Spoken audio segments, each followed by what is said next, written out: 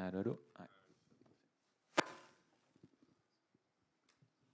Ok, bonjour à tout le monde. Bienvenue dans cette conférence table ronde où nous allons parler de NLP, donc traitement du langage naturel. La table ronde s'intitule « Quand le traitement du langage fait gagner en productivité et en qualité de traitement ». Et nous avons aujourd'hui deux intervenants et moi-même, Mathieu Somard, donc enseignant-chercheur à l'ISEN, et nous avons Erwan Minier, qui est CEO de Target First, et Alexandre Sioufi, Head of Illwin Santé. Voilà.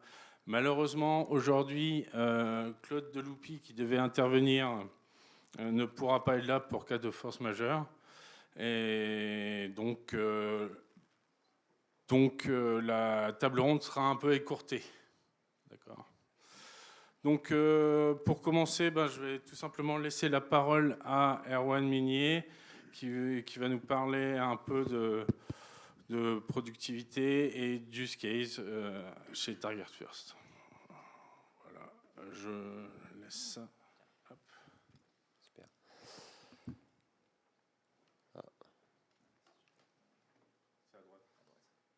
Ah oui, d'accord. Bonjour à tous. Donc, je vais vous donner un petit peu de contexte, parce qu'aujourd'hui, on va parler productivité sur tout ce qui est NLP. Nous concernant donc Target First, on est éditeur d'une plateforme conversationnelle. On équipe des clients qui sont des sites e-commerce, des grandes marques et autres, et on les aide finalement à dialoguer avec leurs clients par tout moyen, donc le chat, le callback, WhatsApp, etc. Donc c'est dans ce contexte aujourd'hui que je vais témoigner du sujet de la productivité et des gains attendus et des difficultés aussi et des performances. Alors dans notre histoire, on a commencé par les outils classiques de chat et puis depuis 2017, on est très investi dans la production de chatbots. On a démarré notre histoire avec IBM Watson, qui était, on va dire, l'un des leaders sur le sujet, mais depuis quelque temps, comme vous tous, si vous le savez, on n'a pas résisté au fait de débrancher Watson pour brancher ChatGPT. Et c'est ce dont je vais vous parler aujourd'hui. Hop, je vais pas le faire. Alors, pour poser un petit peu le tableau et le décor, il faut savoir que le marché, alors moi je suis pas dans la recherche fondamentale, hein, je parle à des clients tous les jours qui ont des exigences. Et donc, nos clients aujourd'hui sont en face de plusieurs problématiques. Les coûts RH qui sont de plus en plus élevés, qui les empêchent finalement d'avoir un service client illimité en nombre de conseillers, ça va sans dire, mais c'est une vraie réalité. Le deuxième point qui est prégnant, c'est que de plus en plus, on constate que les tâches assumées par des humains sont pas toujours à haute valeur ajoutée, et vous le savez bien parce que parfois même vous êtes harcelé tous les jours par des appels et vous dites « Oh les pauvres, ils font ça toute la journée ». Donc c'est une réalité, et pas uniquement pour de l'appel qui vous arrive, mais aussi pour l'ensemble des supports clients. Le troisième point auquel sont confrontés nos clients, c'est la non-maîtrise des flux.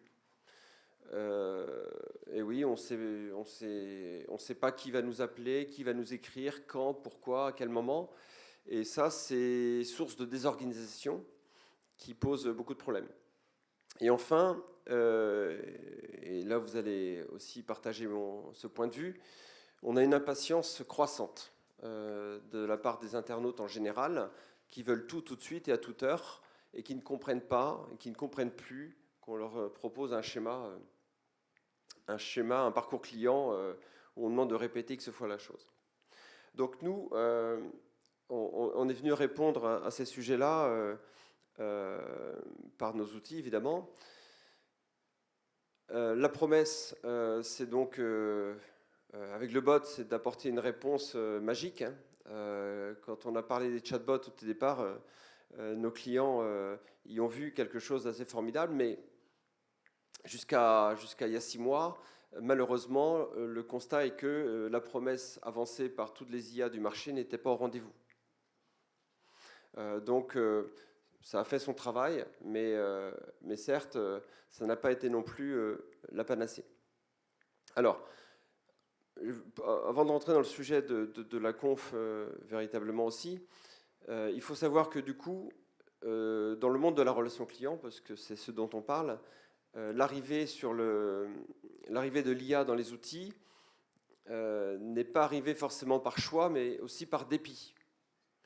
Et du coup, la question de la productivité n'est peut-être pas centrale finalement dans la façon dont on va mesurer l'intérêt de l'IA, puisque il voit avant tout dans l'IA la possibilité d'offrir un service client H24, 7/7, évidemment de réaliser des économies fonctionnelles, mais en soi, la productivité, c'est peut-être un peu la cerise sur le gâteau. Pourquoi ? Déjà, l'intelligence artificielle, avec ChatGPT entre autres, n'est pas non plus la chaîne tout entière, mais juste un maillon de la chaîne de la relation client. C'est-à-dire qu'on va lui confier un certain nombre de choses, mais pour autant, les besoins d'escalader vers de l'humain sont réels. Ensuite, le deuxième aspect, c'est que... Attendez. Le deuxième aspect, c'est que la productivité, si on libère les humains de tâches à faible valeur ajoutée, ça va influer directement sur l'épanouissement, sur donc les performances et donc sur les productivités. Donc la productivité n'est pas forcément un gain en ce sens qu'on supprime des tâches aux humains, mais ça va être un gain en ce sens que les humains, eux, vont être plus efficaces s'ils sont adossés et épaulés par des robots performants. Alors les études montrent que l'arrivée de l'IA en termes de productivité dans les services vont avoir pour effet de désengorger de 20 à 30% les équipes. Donc sur une équipe de 4, ça fait un ETP aujourd'hui qui est économisé. Dans la pratique, ce n'est pas un ETP qui va être supprimé, mais c'est bien finalement des conseillers humains qui vont se voir attribuer des tâches à plus forte valeur ajoutée. Ensuite, s'agissant des problématiques que l'on rencontre, encore une fois pour la productivité. Donc on l'a dit plusieurs fois dans la journée, le modèle large de ChatGPT en soi ne suffit absolument pas. C'est rigolo, 5 minutes quand vous lui demandez d'écrire un texte. Bon, enfin rigolo, pour certains c'est le métier, donc c'est du quotidien. Ça peut être drôle quand vous lui demandez une recette de cuisine et autres, et lui demander une question de culture générale, mais nous qui avons des vrais clients en face de nous tous les jours, c'est pas ce qu'ils nous demandent. Et en fait, le niveau d'exigence va beaucoup plus loin parce qu'ils veulent que cette intelligence artificielle soit capable de faire le même boulot qu'un humain, mais juste, c'est pas possible en l'état. Donc, pour y arriver, il faut faire ce qu'on appelle donc du fine-tuning, et qui consiste à adosser aux données du modèle large des données spécifiques et propriétaires de l'entreprise pour laquelle on va travailler. Et cette partie-là, pour le coup, elle va contribuer à l'amélioration des performances et de la productivité, puisque aussi bien que le ferait un humain, on va arriver avec un bot qui va être capable d'apporter des réponses. Mais avant d'apporter des réponses, ce qu'il y a de vraiment révolutionnaire aujourd'hui par rapport à tout ce qu'on a eu avant, c'est que pour la première fois, on peut tenir avec un bot boosté par ChatGPT une conversation telle qu'on le ferait avec un humain, puisque il ou elle, on va dire elle, tient compte, c'est tenir compte d'un contexte. Et ça, c'est quelque chose de tout à fait inédit.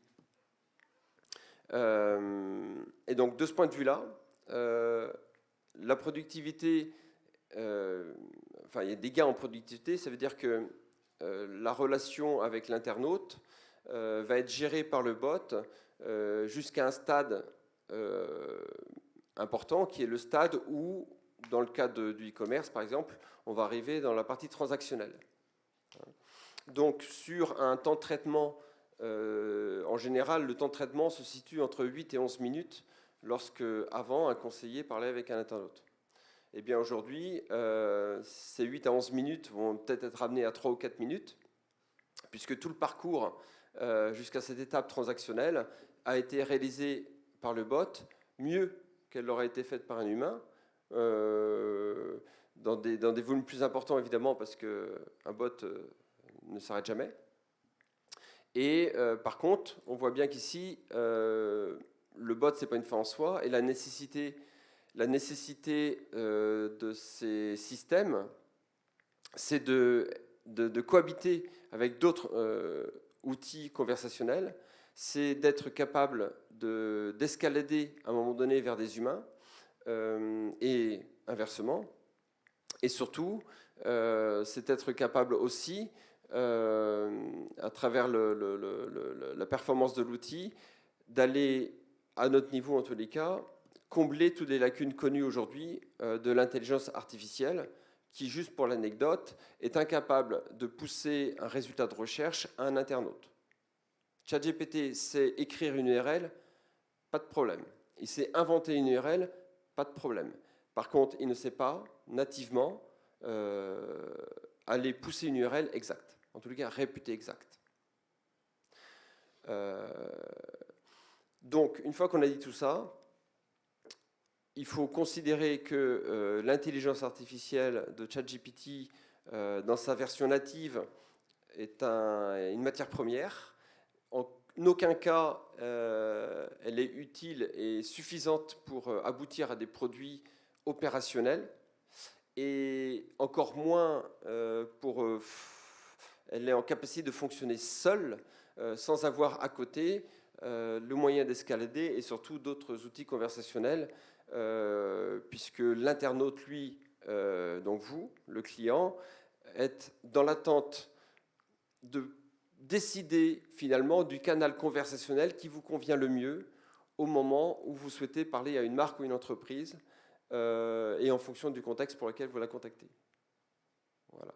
Donc, de ce point de vue-là, on n'est pas prêt de voir nos chatbots conversationnels remplacer les humains de manière intégrale. Ok, je te remercie. Donc on parle beaucoup d'humains augmentés. Peut-être que maintenant on peut parler d'entreprises augmentées, je ne sais pas. Donc je vais passer maintenant la parole à Alexandre qui va nous parler un peu du use case de NLP dans son entreprise. Voilà. Merci. Merci, bonjour à tous.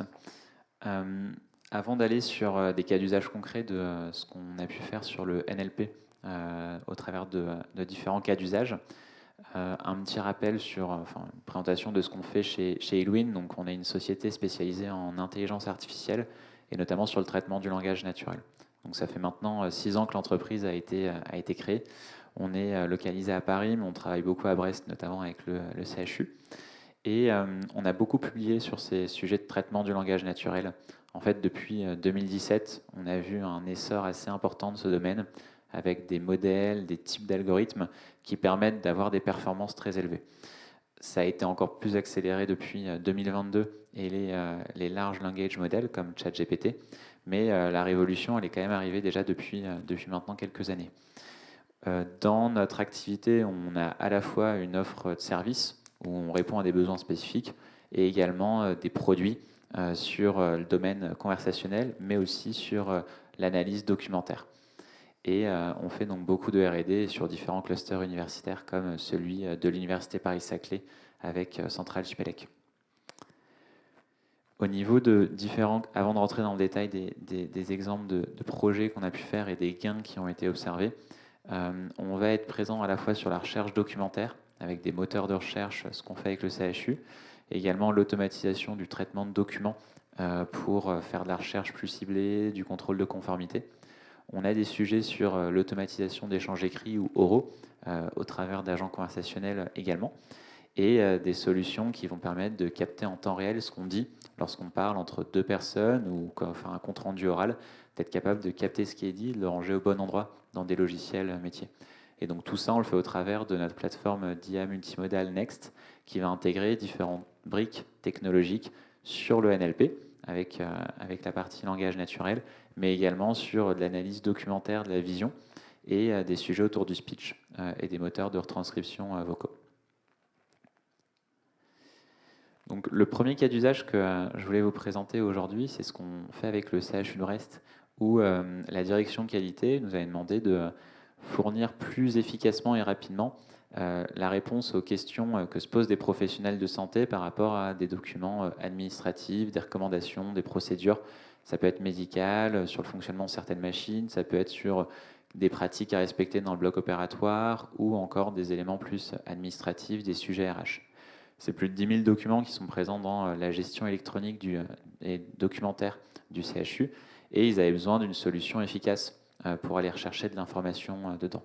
Et donc là, on est en plein dans le cas d'usage du NLP, où on va être capable d'aller comprendre sémantiquement ce qui est présent dans des documents, être capable de le rapprocher à une requête d'une personne en langage naturel.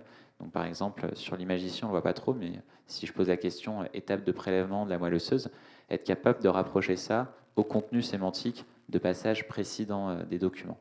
L'objectif, il est, quand je pose une question, de faire vraiment le dernier kilomètre et d'indiquer, de surligner la réponse précise, et pas uniquement de dire que la réponse va être présente dans tel document, mais qui peut faire plusieurs dizaines de pages ou centaines de pages.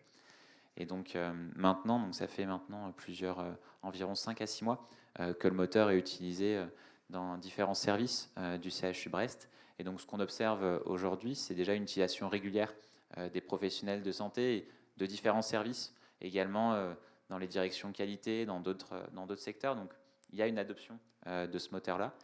Une recherche aussi qui est beaucoup plus rapide que ce qui se faisait avant. Quand ils utilisaient leurs anciennes solutions, ils mettaient plusieurs minutes à aller trouver la réponse à leurs questions. Et là, ils mettent presque 20 secondes. Donc, ensuite, ça, c'est des mesures qu'on a fait avec différents groupes de testeurs. Mais c'est des choses ensuite qu'on retrouve dans les retours plus qualitatifs qu'on nous fait sur ce projet-là. Donc ça, c'est un exemple sur de la recherche d'informations augmentée et ce qu'on peut faire sur le NLU. Un autre exemple, alors c'est dans le secteur, donc pour un acteur dans l'audit, qui avait un enjeu d'analyser ils font de l'analyse manuelle de baux commerciaux et repérer dans des baux commerciaux la présence de certaines clauses, de certains éléments, des durées, des montants, des dates. Et donc, c'est un travail qui fait manuellement sur des documents qui sont assez complexes, qui peuvent faire plusieurs dizaines de pages. Et donc là, ils nous ont confié ce projet de est-ce qu'on serait capable, par le NLP, d'aller automatiquement trouver ces éléments qu'on allait chercher manuellement au préalable. Ils ont des enjeux de volume, de traitement de baux commerciaux, qui représentent plusieurs milliers, plusieurs centaines de milliers à l'année de documents. Et donc, l'enjeu d'aller extraire automatiquement plus de 20 champs dans ces baux commerciaux. Donc là, encore une fois, c'est un exemple du NLP qui est capable d'aller rechercher les éléments spécifiques dans des documents, mais de le faire dans leur infrastructure, vu la sensibilité aussi des données. Donc typiquement, c'est un autre use case qui a pu être fait là-dessus, où les taux de performance sont aujourd'hui quand même suffisamment élevés pour les industrialiser, où on arrive à repérer correctement, environ 95% du temps, les bons éléments à aller extraire à l'intérieur de ces baux commerciaux. Donc en termes de productivité, il y a un vrai facteur, un vrai gain de temps là-dessus, et ce qui permet d'allouer plus de temps sur d'autres tâches à plus haute valeur ajoutée.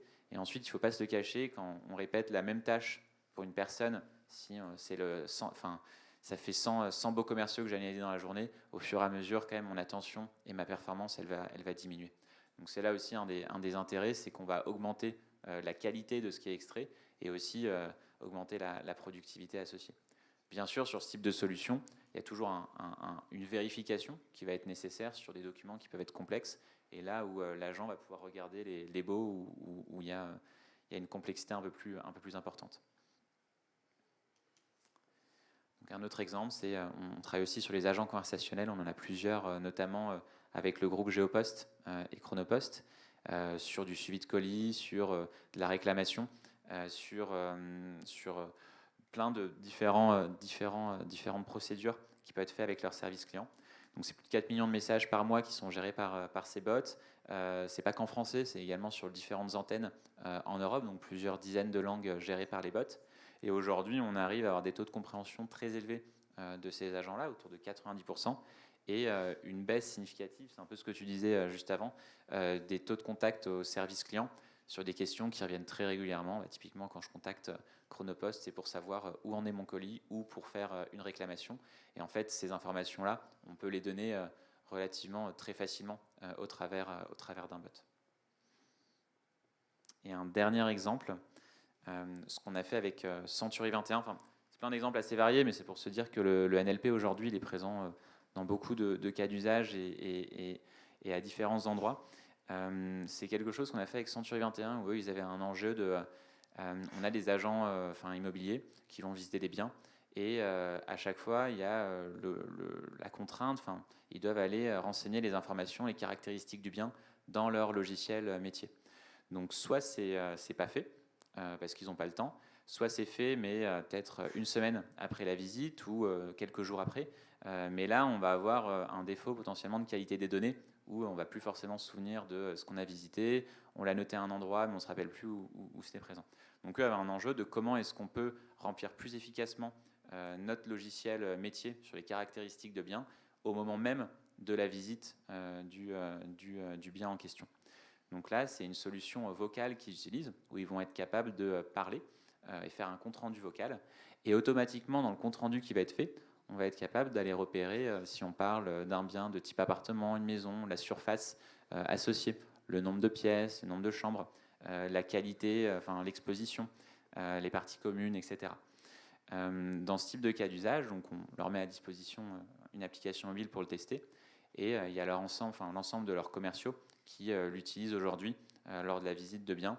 Et ce qui est intéressant, c'est le temps moyen pour renseigner un compte-rendu qui était avant assez long, qui est aujourd'hui passé à 2 minutes pour le renseigner vocalement, et également une augmentation de la qualité des données renseignées et de leur quantité également.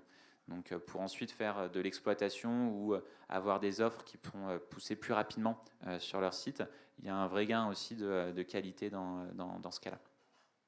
Donc voilà un autre exemple du NLP qui est aujourd'hui appliqué du coup plus sur des données conversationnelles, du compte-rendu, mais en fait qui reste du texte lorsqu'on le retranscrit en son contenu. Ok, je vous remercie. Peut-être qu'on peut applaudir les deux intervenants du jour, de cette table ronde. Et puis, alors effectivement, il y avait Claude Deloupi qui devait intervenir, donc je n'ai pas supprimé les slides pour l'instant, mais on peut peut-être les passer. Voilà. Et donc, je vous propose de poser vos questions aux intervenants. Donc, si vous avez des questions, peut-être dans la salle. Non, pas vraiment. Donc, moi, j'ai une petite question. On parlait un peu de productivité, de qualité de traitement. Est-ce qu'on peut parler aussi, quelque part, d'une certaine limitation des IA génératives et du traitement du langage naturel dans ce qu'on voit aujourd'hui, à l'heure actuelle? Quelles sont les limites? Alors, c'est général, hein, mais... C'est une large question. Oui, c'est une large question. Je pense qu'on est assez convaincu de la valeur que ça apporte aujourd'hui. Ensuite, aujourd'hui, il y a plusieurs, en tout cas, choses à être bien consciente quand on utilise ce type de solution. La première, c'est si vous utilisez des données personnelles ou des données qui sont d'entreprise, donc privées, bien vous poser la question quel service d'IA vous utilisez et où vont ces données-là. Est-ce qu'elles vont dans des systèmes tierces par des acteurs et dans des clouds et qui potentiellement peuvent être réutilisés après? typiquement avec ChatGPT, il y a cette vraie question qui se pose avec OpenAI notamment. Donc vraiment, où va cette donnée-là? C'est un vrai sujet et un vrai enjeu. Donc soit c'est OK et ça peut être utilisé à l'extérieur, soit dans ce cas-là, il y a des contraintes d'aller embarquer ces solutions d'IA directement dans le système d'information où la donnée est stockée. Donc il y a ce premier sujet et qui est un vrai enjeu. Et ensuite, les modèles génératifs, ça a plein de bons côtés, mais il y a toute une vraie valeur à être capable de les encapsuler dans des solutions plus globales.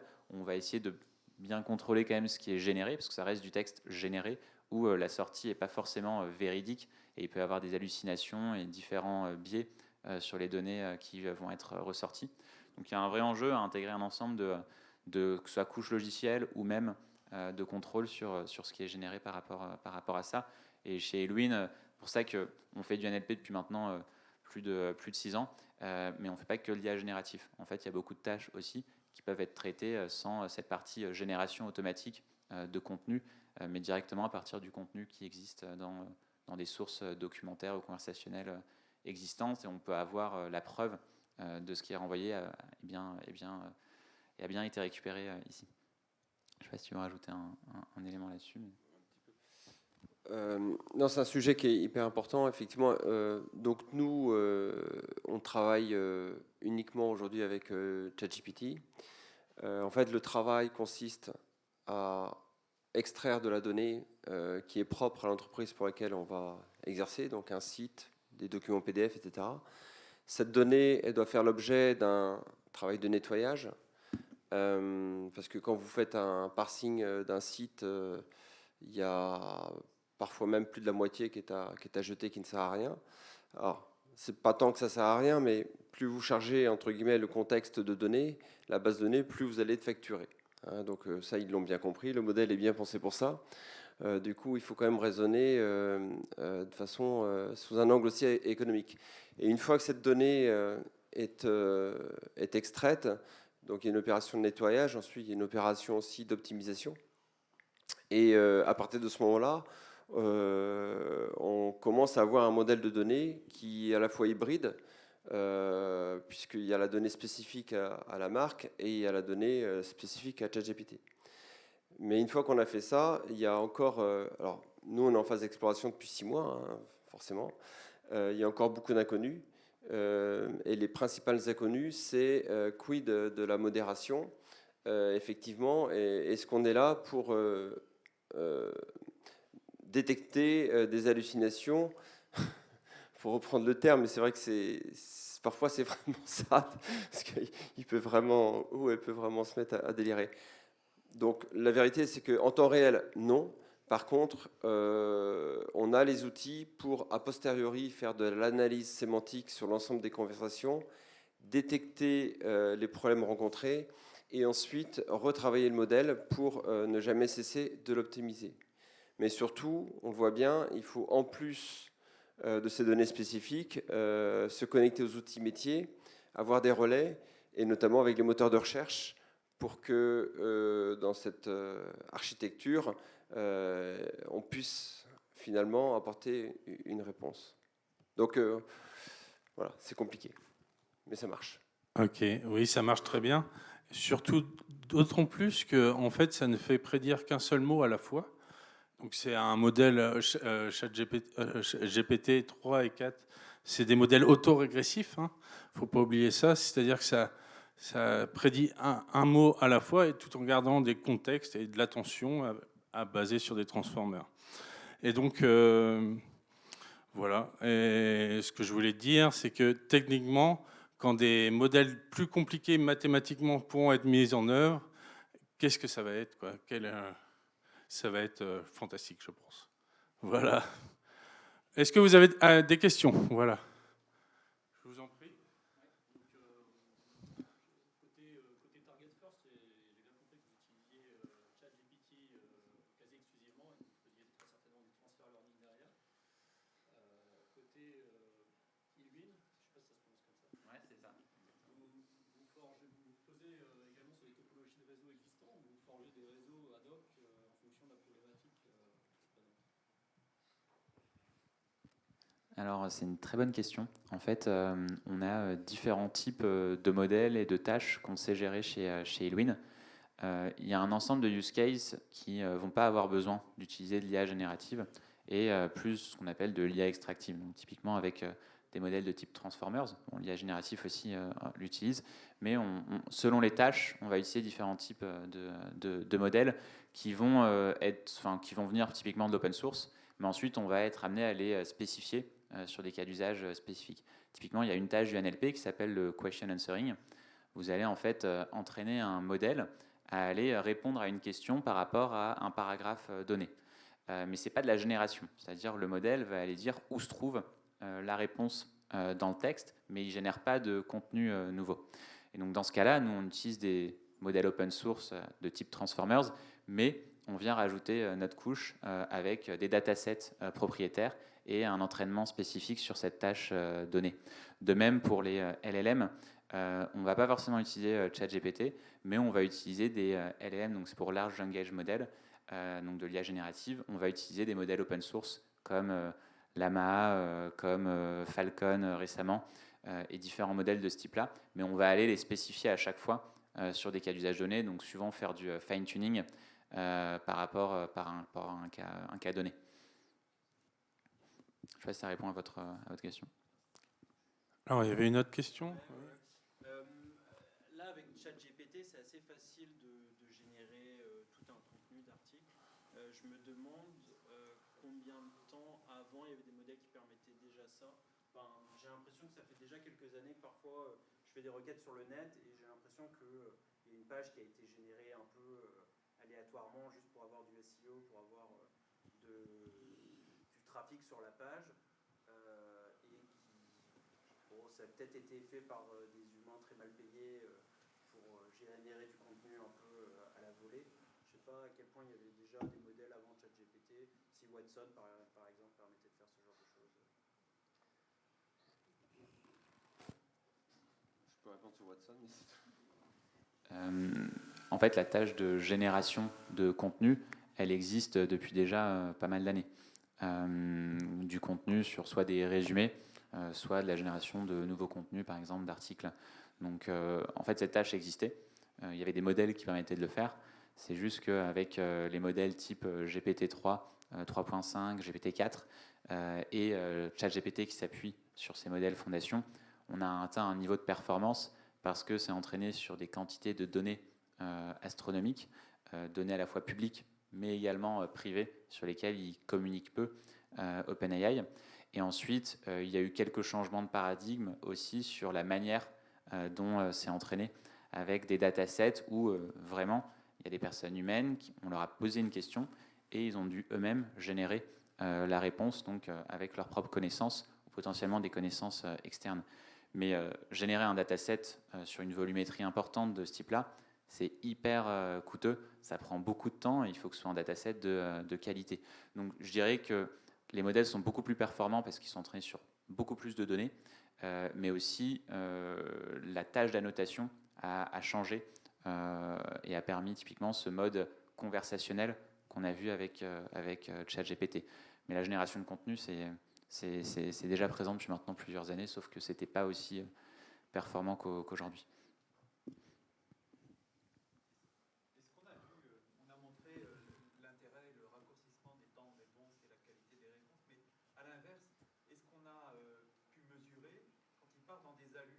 L'augmentation du temps avant lequel finalement le client il va s'apercevoir qu'il est face à une non-réponse ou une réponse délirante et donc finalement un désengagement et une perte de fidélisation.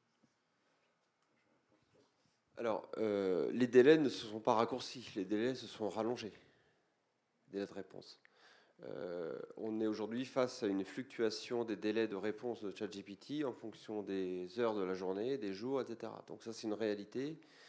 Et au début, on remet son code en cause, on fait le ménage devant chez soi, et quand on commence à lire tous les posts, etc., non, c'est connu. Voilà. Donc les délais se rallongent, et c'est un enjeu, et c'est un vrai problème. Et aujourd'hui, on peut être jusqu'à 8 à 10 secondes de réponse. Hein, donc Il faut être assez tolérant et les gens le sont pour l'accepter. Et la deuxième question, c'était le... Quand justement, ça c'est indépendamment du fait d'avoir des hallucinations ou pas. Mais Alors, les hallucinations, est-ce qu'on a pu mesurer à partir de quand le client s'en aperçoit et se désengage? alors, il y a un autre problème avant les hallucinations qui sont liés avec les temps de réponse, c'est que ChatGPT ne peut ne pas répondre. Hein, on peut avoir des requêtes qui partent dans le vide et qui n'ont rien de jamais. Donc il faut, en fait, je pense qu'on est vraiment sur une période un peu pionnière. C'est-à-dire qu'aujourd'hui, on est en train de développer beaucoup de choses pour pallier les défaillances du système. Mais à côté, il fait des choses tellement géniales qu'on lui pardonne tout. Donc aujourd'hui, nous, on a développé des systèmes, on log en fait tout ce que l'on fait et toutes les requêtes qui n'aboutissent pas, on les détecte et à ce moment-là, du coup, on déclenche des escalades. Alors, s'agissant des hallucinations, malheureusement, on ne pourra les détecter qu'avec la réaction des internautes face à une hallucination, qui ne va pas se gêner pour lui dire ce qu'il en pense assez brutalement en termes de vocabulaire. Et donc, c'est a posteriori après qu'on ira analyser le contexte et comprendre ce qui s'est passé. Et là, les hallucinations, il peut se passer des problèmes vraiment liés au contexte, mais ça peut être des problèmes vraiment fonctionnels, ça peut être assimilé à des vrais bugs, puisque par moment, lui-même se met entre guillemets, à délirer aussi. Hein. Donc voilà, il faut être tolérant. C'est certain qu'avec ces hallucinations et des réponses erronées, ça va ensuite rallonger l'assimilation de la réponse par un utilisateur et potentiellement désengager. Donc il y a un vrai travail à faire là-dessus. Et donc des mesures, pas à ma connaissance, mais en tout cas la manière de limiter ces hallucinations.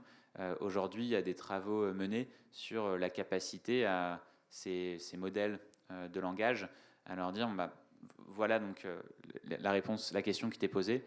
Dans ta réponse à toi, limite-toi à ce corpus documentaire qui est le corpus documentaire validé par des clients, des entreprises, et surtout énonce les sources de tes réponses.